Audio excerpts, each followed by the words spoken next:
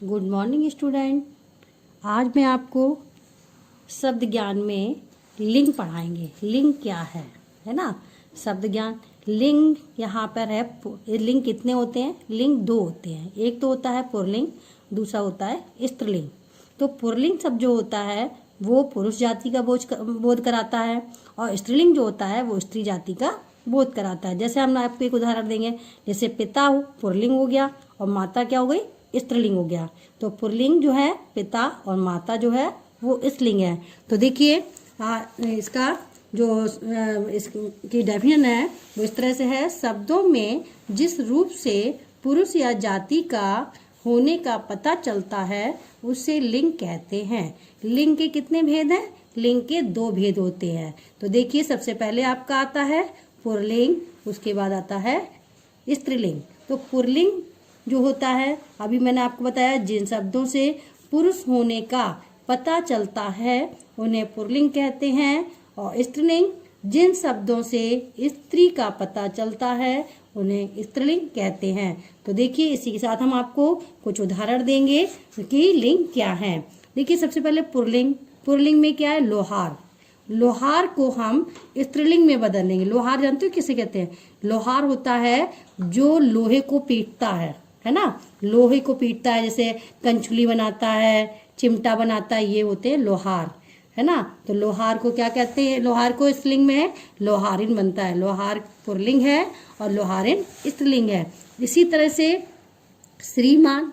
श्रीमान कब लगाते हैं? जब कोई पुल्लिंग में कोई भी हमसे कोई, जैसे आप मान लीजिए आपका कोई प्रिंसिपल है ना, तो श्रीमान सब लगाते हैं। या कोई बड़े के आगे श्रीमान लगाते हो। श्रीमती, जैसे श्रीमान कौन हो गए? आपकी मदर फादर जो है उनके आगे श्रीमान लगा दिया और मदर के आगे क्या लगेगा? श्रीमती लग जाएगा, है ना। तो श्रीमान का जो स्त्रीलिंग है वो आपका श्रीमती है। शिष्य। शिष्य कौन है? शिष्य बॉयज जो होते हैं, स्टूडेंट जो होते हैं ना बॉयज, उनको कहते हैं शिष्य। और शिष्या कौन होती हैं? लड़कियां। तो उन लड़कियों को शिष्या कहते हैं और शिष्य जो है वो लड़के होते हैं। तो पुल्लिंग जो है शिष्य है और शिष्या जो है वो स्त्रीलिंग है। इसी तरह से बिलाव। बिलाव का स्त्रीलिंग है बिल्ली। तो बिल्ली से समझ में आ गया, बिल्ली होती है स्त्रीलिंग हो गई। और बिलाव क्या होता है? बिलाव जो होता है बिलौटा टाइप से होता है, एक तरह से बहुत डेंजर होता है बिलाव। बिल्ली का ही दूसरा रूप होता है बिलाव, तो उसको कहते हैं बिलाव और पुल्लिंग हो जाता है। और बिल्ली जो है वो स्त्रीलिंग है। इसी तरह से लेखक जो कविता लिखते हैं, है ना, वो लेखक हो गए। और लेखिका, लेखक का भी कविता लिखती है ना, तो जो स्त्रीलिंग होती है ना, स्त्री होती है। स्त्री जो लेखिका बन जाती है वो लेखिका स्त्रीलिंग हो गई और लेखक जो होते हैं वो पुल्लिंग होते हैं। इसी तरह से बैल। आप देखो इसमें लेखक का एक शब्द और दिया, जैसे लेखक में आपको हमने दे दिया जयशंकर प्रसाद, है ना, ये लेखक हो गए क्योंकि जेंट्स है। और यहाँ महादेवी वर्मा दे दी गई, तो यहाँ पर ये लेखिका हो गई क्योंकि ये श्रीमती है। ये कौन है? ये स्त्री है, इसलिए ये लेखिका हो गई। समझ में आ गया आपको। इसी तरह से बैल और गाय। बैल कौन होता है? बैल जो हल जोतते हैं ना वो बैल होते हैं। और गाय आपकी स्त्रीलिंग हो गई। गाय सभी जानते हैं, गाय क्या कहते हैं? गाय को माता कहते हैं, इसलिए वो स्त्रीलिंग है। इसी तरह से पंडित। पंडित जो होता है विद्वान, है ना, विद्वान को कहते हैं पंडित। और पंडिताइन, पंडित जी की जो पत्नी होती हैं उन्हीं को कहते हैं पंडिताइन। वो भी विद्वान होती हैं क्योंकि वो भी विद्वान, वो भी अच्छे से सब कुछ जानने वाली होती हैं, वो होती पंडिताइन। पंडित की जो पत्नी होती हैं वो होती पंडिताइन।